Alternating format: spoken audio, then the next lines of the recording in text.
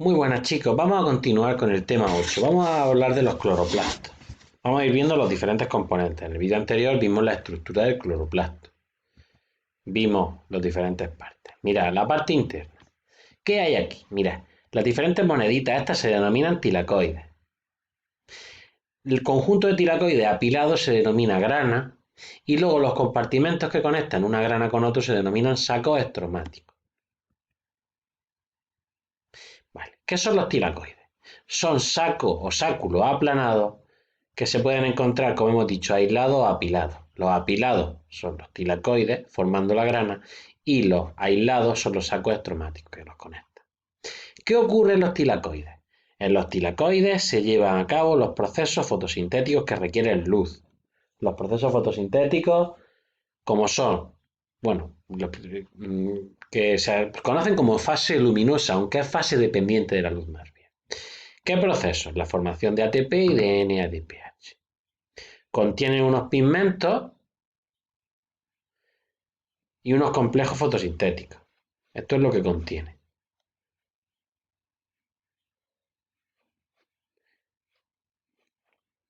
Eso es ahora mismo lo que nos interesa de los tilacoides.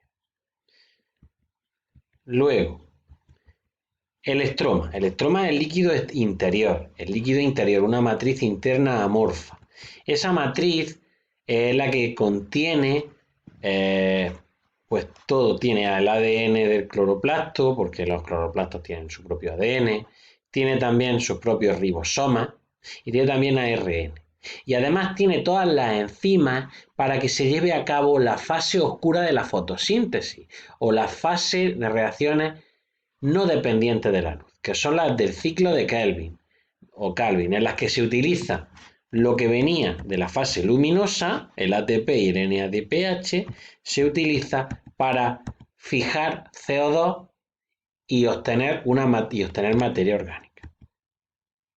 ¿Qué contiene también el estroma? Pues el ADN cloroplástico, como hemos dicho, que es circular, y también contiene ribosomas de cloroplasto o plastoribosomas. Y como hemos dicho, las enzimas para fijar el CO2, la más importante, la rubisco, que se verá en el tema de anabolismo. Y enzimas para replicar el ADN, para la transcripción, la traducción y de la información genética. En concreto, todas las enzimas para pasar de ADN a ARN. Eso es lo que tiene el estroma. ¿Qué ocurre en la fijación de carbono? Pues que de carbono inorgánico pasamos a carbono orgánico. Esto es la fase oscura o ciclo de Kelvin. Funciones de los cloroplastos. La primera es la fotosíntesis. Fotosíntesis, que en la primera fase o fase luminosa se encarga de obtener energía en forma de ATP y poder reductor NADPH. Y después en la fase oscura usar esa energía y ese poder reductor para fijar el CO2 y formar glúcidos. Otras funciones, la biosíntesis de ácidos grasos y la reducción de nitritos a nitratos, de nitratos a nitritos. Después esos nitritos se pueden seguir oxidando a amoníaco, que es la fuente para crear aminoácidos y nucleótidos. O sea que fotosíntesis, biosíntesis de ácido graso y reducción de nitratos a nitritos. Una pregunta interesante, os la dejo para que vosotros mismos la veáis. Tenéis la respuesta, estas están sacadas de selectividad, como todas las que os he mandado.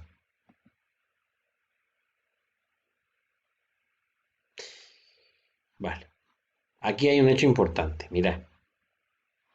En la fase luminosa, que ocurre en los tilacoides, se lleva a cabo el transporte electrónico y la fotofosforilación. ¿Vale? Y en la fase oscura que se lleva en el estroma, el ciclo de Kelvin. Vamos a seguir analizando los diferentes componentes de la célula. Aquí tenemos el citosol. El citosol es el líquido que hay dentro de la célula. La solución líquida en la que se encuentran los orgánulos. ¿De qué se compone? Pues está compuesto de un 70 a un 80% de agua. Luego hay un 20 y un 30% de proteínas, que es el principal componente. Y además también hay iones, aminoácidos, glúcidos y ATP. Estructura. Tiene dos estructuras básicas.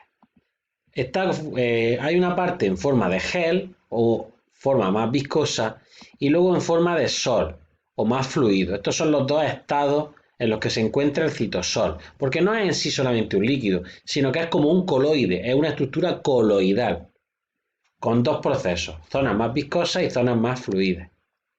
Funciones. Regular el pH intracelular. El pH dentro de la célula lo regula. Es el lugar donde se realizan las reacciones metabólicas celulares. La mayor cantidad de reacciones metabólicas se realizan en el citosol, como la glucogenogénesis, la glucogenólisis, la biosíntesis y activación de ácidos grasos, la modificación de proteínas, la biosíntesis de ácidos grasos, la de aminoácidos, las reacciones de ATP y ARN transferentes. Fijaos la cantidad. No tenéis que saber todas estas ahora mismo, simplemente saber que se realizan gran cantidad de reacciones metabólicas. Esas son las dos funciones principales. Luego tenemos el citoesqueleto. Es el responsable de la morfología, es decir, de la forma celular y de cómo se organizan los orgánulos citoplasmáticos y del movimiento de la célula.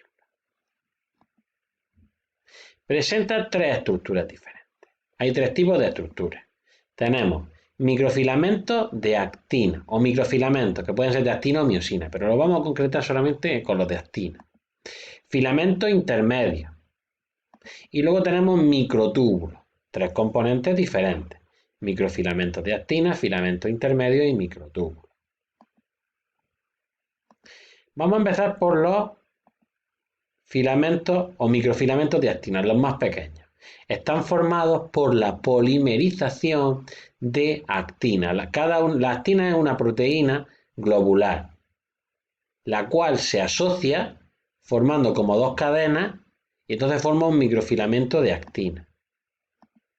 Entonces tenemos dos tipos de actina, la actina G globular y luego la actina F o polimerizada, que forma como una especie de filamento, microfilamento. Los filamentos intermedios hay de diferentes tipos. Son concretos de cada tipo celular. Con que os aprendáis uno tenéis suficiente. Filamentos de queratina, neurofilamentos en las células nerviosas o filamentos de bimentina. Un ejemplo para que os sepáis. Y luego tenemos los microtúbulos, los más grandes. Los microtúbulos están formados por tubulina. Son asociaciones de tubulina, tubulina alfa y tubulina beta, formando un dímero, ¿vale?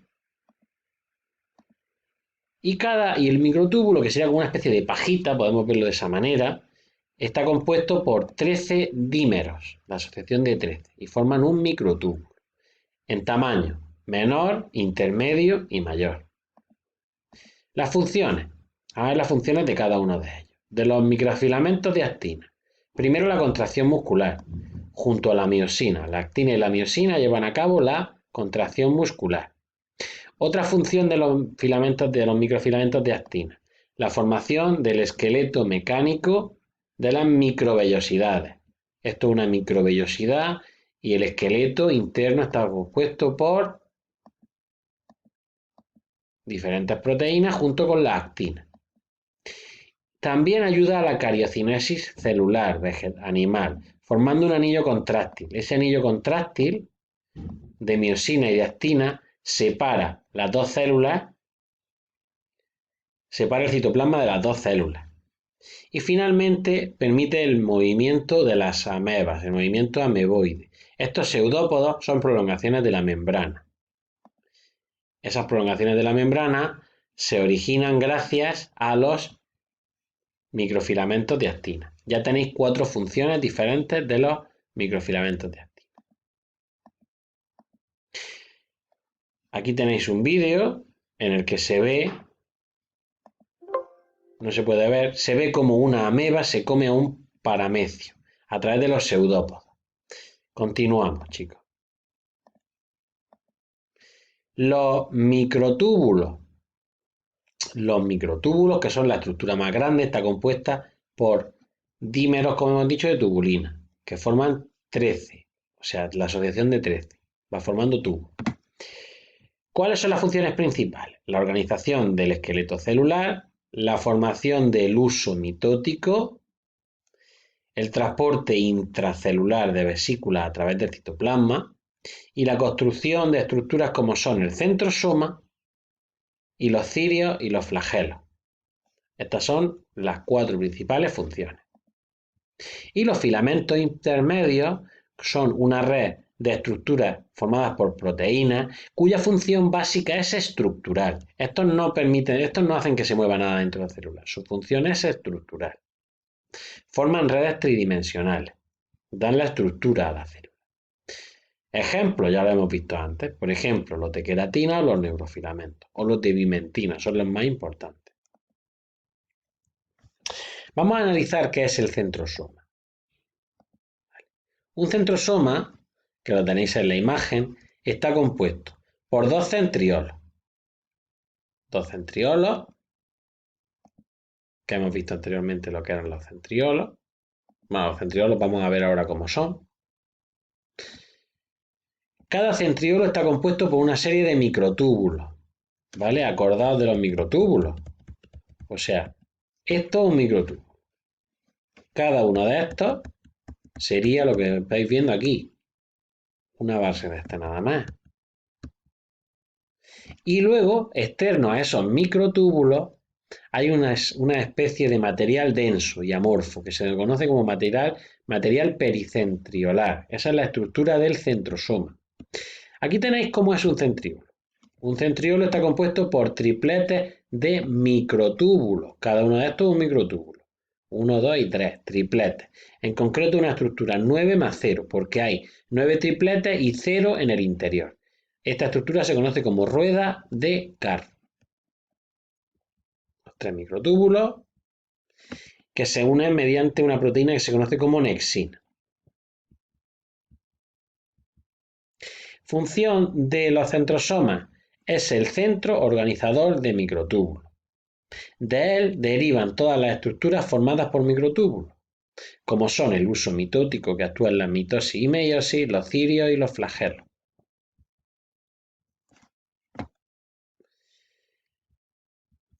Esto es lo mismo que hemos explicado antes, para que vosotros mismos lo miréis. No lo voy a volver a explicar. La estructura.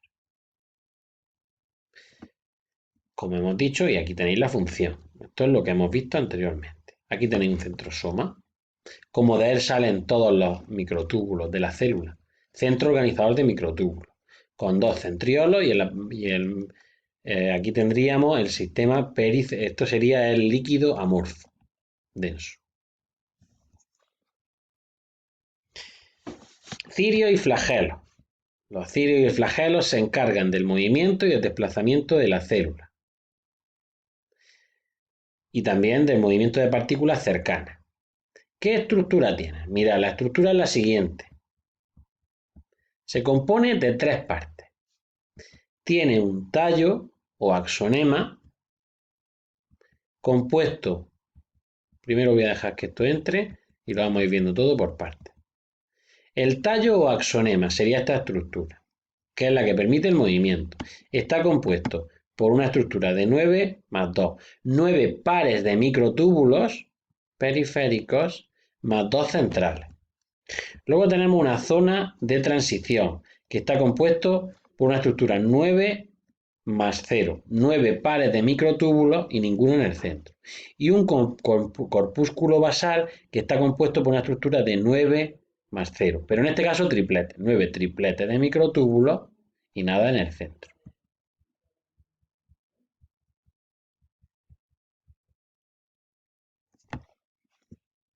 ¿Vale? Esto es lo que acabo de explicar, de cuál es la estructura que contiene.